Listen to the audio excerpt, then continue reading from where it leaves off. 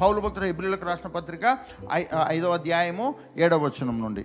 శరీరధారి అయ్యున్న దినములలో మహారోదనముతోనూ కన్నీళ్లతోనూ తన్ను మరణము నుండి రక్షింపగలవానికి ప్రార్థనలను యాచనలను సమర్పించి భయభక్తులు కలిగి ఉన్నందున ఆయన అంగీకరింపబడెను. చాలాసార్లు మన క్రైస్తవ జీవితంలో మనకేమనుకుంటుంటే యేసు ప్రభువుకు క్యాన్సర్ వచ్చింది, నేను చచ్చిపోకుండా కాపాడు ప్రభా, ప్లీజ్ ప్రభా అని యేసు ప్రభు ఏడ్చుకుంటూ కూర్చుంటే దేవుడు కాపాడాడు అన్నట్టుగా ఫీల్ అవుతామండి.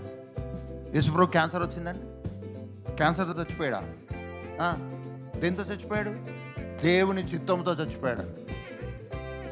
దేవుని చిత్తముతో మరణానికి వెళ్ళాడు, దేవుని చిత్తముతో శ్రమల గుండా వెళ్ళాడు, దేవుని ప్రణాళిక ప్రకారము గాయపరచబడ్డాడు, దేవుని ఆలోచన ప్రకారము ఆయన నలగొట్టబడ్డాడు, ఆయన మరణించాడు, దేవుని చిత్త ప్రకారం ఆయన తిరిగి లేచి ఉన్నాడు.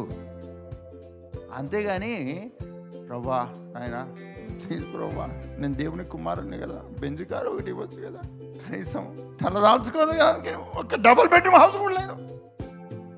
ఈ భూమి మీద మనుషులకు గవర్నమెంట్ డబుల్ బెడ్రూమ్ హౌస్ ఇస్తుంది, పరలోకం నుంచి దేవుడు ఒక్క డబుల్ బెడ్రూమ్ ప్లీజ్ తండ్రి, మనుష్య కుమారుని తలదాచుకున్నాడు.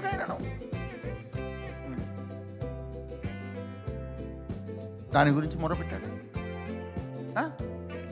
అసలు శరీరధారిగా ఉన్న దినములలో అంటే దేవుని కుమారునిగా ఈ భూమి మీదకి వచ్చిన శరీరములో ఉన్నటువంటి యేసయ్య ఈ భూమి మీద ఉన్నప్పుడు దేవుణ్ణి సర్వ్ చేశాడు, దేవుణ్ణి సేవించాడు, తండ్రిని సేవించాడు.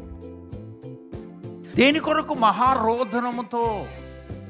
మీ పక్కన చెప్పండి, నీకున్న అవసరతల గురించి ఏడ్చేదానికంటే దేవుని చిత్తం నెరవేర్చడానికి మహారోదనం చేయాలి నువ్వు. ప్రాక్టీస్ ఏంటో తెలుసా? ప్రాక్టీస్ మేక్స్ మ్యాన్ పర్ఫెక్ట్ అన్నమాట. ఏంటో తెలుసా? ముందు నీకు కావాల్సిన ఉద్యోగం కొరకు,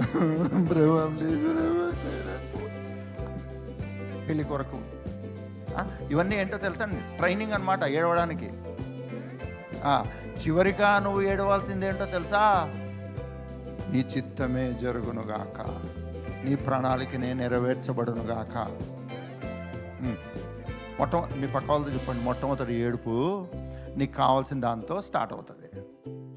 చివరికి క్లైమాక్స్ ఏంటో తెలుసా అండి? నీ చిత్తమే జరుగునుగాక అంటాం.